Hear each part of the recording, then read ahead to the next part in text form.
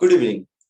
आज हम लोग CMA inter paper 11 indirect tax start कर रहे हैं। आज मैं जीएसटी का पहला टॉपिक जीएसटी इंट्रोडक्शन कराऊंगा, उसका एमसीक्यू कराऊंगा। उसके बाद पूरा टॉपिक भी अच्छा से कराया जाएगा। ठीक है, एमसीक्यू टॉपिक वाइज होगा, प्लस आपका चैप्टर भी इनडायरेक्ट टैक्सेशन का टॉपिक वाइज मैं पूरा कंप्लीट करा दूंगा। ठीक है, ध्यान से सुनिएगा, चैप्टर को समझने की कोशिश कीजिए, मजा आएगा। पढ़ के मजा आएगा, समझना है, किसी चीज को रट्टा नहीं मारना है। ठीक है, देखिए जीएसटी के बारे में दो लाइन सुन लीजिए। पहले क्या होता था, वेट और सेंट्रल एक्साइज होता था, उसकी जगह जीएसटी को लाया गया। जीएसटी किस पे लगता है? ये एक प्रकार का इनडायरेक्ट टैक्स है जो supply of goods and service दोनों पे लिया जाता है। ठीक है, एक एक एमसीक्यू कराऊंगा, उसके बाद मैं उसको समझाऊंगा तो आपको याद हो जाएगा। ठीक है, GST has replaced the following loss. GST किस चीज को रिप्लेस किया गया है? वेट और सेंट्रल एक्साइज को। याद रखिएगा, जीएसटी किस चीज को रिप्लेस करके आया है? वेट और सेंट्रल एक्साइज। पहले वेट और सेंट्रल एक्साइज का लॉ चलता था, उसको रिप्लेस करके goods and service tax GST का लॉ को लेके आया गया है। ठीक है, अब देखिए दूसरा क्वेश्चन, जीएसटी इज ए डेस बेस्ड टैक्स। जीएसटी हमेशा destination based tax. Destination based tax मतलब जहां पर गुड्स कंज्यूम्ड होता है वहां पर टैक्स देना पड़ता है। सपोज हम गुड्स मैन्युफैक्चर करते हैं बंगाल में, लेकिन माल मेरा बिकता है मुंबई में, तो मुंबई में आपको जीएसटी देना पड़ेगा। मुंबई का कंज्यूमर जो गुड्स लेगा उसको जीएसटी देना पड़ेगा। तो जीएसटी हमेशा डेस्टिनेशन बेस्ड टैक्स होता है, मतलब जहां पर गुड्स कंज्यूम किया जाता है वहां पर जीएसटी दिया जाता है। जीएसटी क्या चीज पे लगता है? अभी भी बताया, सप्लाई पे लगता है। और सप्लाई में दोनों चीज कवर है, सप्लाई ऑफ गुड्स भी कवर है एंड सप्लाई ऑफ सर्विस भी कवर है। चार्टर्ड अकाउंटेंट कॉस्ट अकाउंटेंट को सर्विस देता है तो उसको जीएसटी देना पड़ेगा। ठीक है, तो सर्विस भी कवर है, सब्जेक्ट टू टर्नओवर। ठीक है, तो देखिए GST law apply on both supply of goods and service, दोनों चीज कवर है। और एक ठो याद रखिए, जीएसटी में तीन प्रकार का जनरली टैक्स होता है, सुनिए आगे, सीजीएसटी और एसजीएसटी और एक होता है आईजीएसटी। जब आप सेम स्टेट में माल बेचते हो तब आप सीजीएसटी और एसजीएसटी कलेक्ट करोगे, और जब आप एक स्टेट से दूसरा स्टेट में माल बेचते हो तब आप आईजीएसटी कलेक्ट करोगे।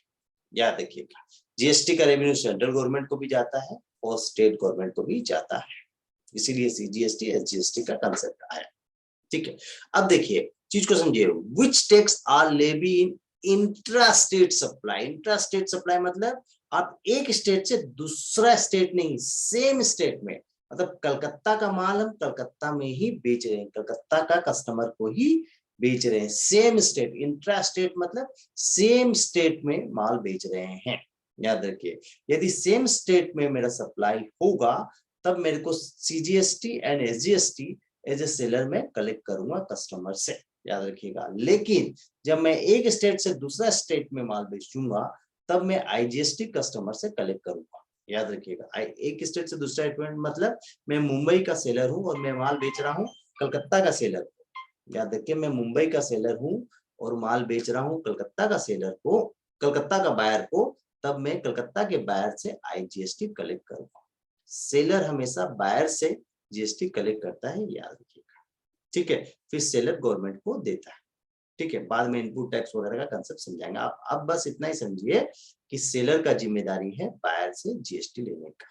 यदि सेम स्टेट में माल बेचेगा तो सीजीएसटी यानी एसजीएसटी का टैक्स लेगा, और यदि दूसरा स्टेट का बायर को बेचेगा तो आईजीएसटी लेगा उससे। बस रेट रूट सब बाद में धीरे धीरे चैप्टर में जैसे डिटेल में जाएंगे अपने समझेंगे। ठीक है, ये सिंपल सा कंसेप्ट था। देखिए अभी तक मैं जो पढ़ा उसको सिंपल सा तरीका से बताता हूँ।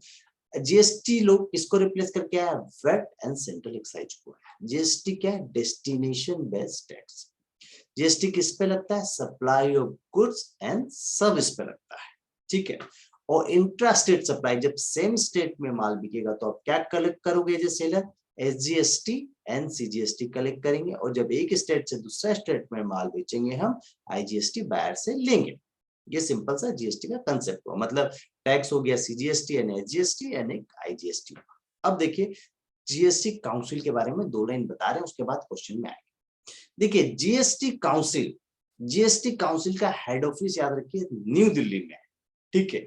और जीएसटी काउंसिल का चेयरपर्सन कौन होता है? फाइनेंस मिनिस्टर ऑफ इंडिया, मतलब निर्मला सीतारमण आज के दिन, ठीक है। और एक चीज याद रखिएगा, जीएसटी जो आपका काउंसिल है वो बना था 15 सितंबर 2016 को, और ये चीज जो आर्टिकल में लिखा हुआ है उस आर्टिकल को बोलते हैं आर्टिकल 279A। अब मैं शॉर्ट में बताया, क्वेश्चन वाइज जाऊंगा तो आपको मजा आएगा।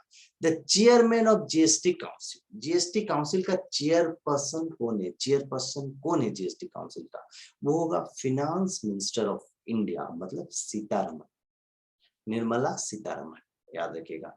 तो chairperson of GST council is finance minister of India, बस इतना याद रखना है। हेडक्वार्टर ऑफ जीएसटी काउंसिल का हेडक्वार्टर कहाँ होना चाहिए? ऑब्वियसली फाइनेंस मिनिस्टर जहां बैठता है, न्यू दिल्ली। कॉमन लॉजिक को इंट्रोड्यूस कीजिए, ठीक है। हेडक्वार्टर कहाँ होगा जीएसटी काउंसिल का? न्यू दिल्ली। बस याद रखिएगा, the president of India constitute GST council को कब कंस्टिट्यूट किया गया? 15 सितंबर 2016, ये डेट याद रखिएगा। और याद रखिएगा, GST council has been created as per article 279A। याद रखिए, जीएसटी काउंसिल का सारा ज्ञान आर्टिकल 279A में दिया गया है। तो आर्टिकल 279A याद रखिएगा। ये पीडीएफ में अटैच कर दूंगा, लेकिन आप एक बार सुन लेंगे तो आपको मजा आएगा पढ़ के। आगे देखिए, व्हाट इज जीएसटीएन?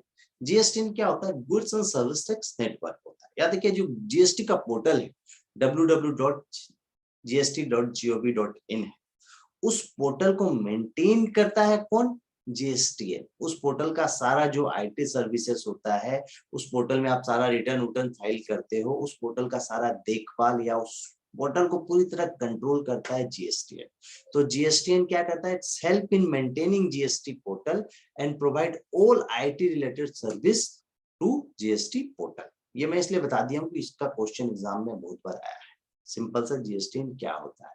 तो goods and service tax network होता है, याद रखिएगा, जो जीएसटी पोर्टल को मेंटेन करने में और आईटी सर्विस प्रोवाइड करने में हेल्प करता है, जिसके कारण जीएसटी पोर्टल में हम लोग अपना सारा रिटर्न वगैरह सब भर पाते हैं, ठीक है। सिंपल सा क्वेश्चन नंबर 11 देखिए, indirect tax are days based tax. Indirect tax क्या है? सप्लाई पे लगता है, ये आपको पता है, जीएसटी सप्लाई पे लगता है। तो सिंपल सा, indirect tax are supply based tax. Logically है, डायरेक्ट टैक्स आर डेज in nature, direct tax are progressive in nature, ठीक है। प्रोग्रेसिव इन नेचर मतलब जिसका टैक्सेबल जो ज्यादा इनकम कमाएगा वो थोड़ा सा ज्यादा टैक्स देगा, सिंपल सा चीज है। और GST model is chosen from this country model. GST model किस कंट्री के मॉडल से आया? कनेडियन कंट्री मॉडल को देख के जीएसटी मॉडल को बनाया गया है। इस चैप्टर से इतना एमसीक्यू देखिएगा, काफी है। Thank you.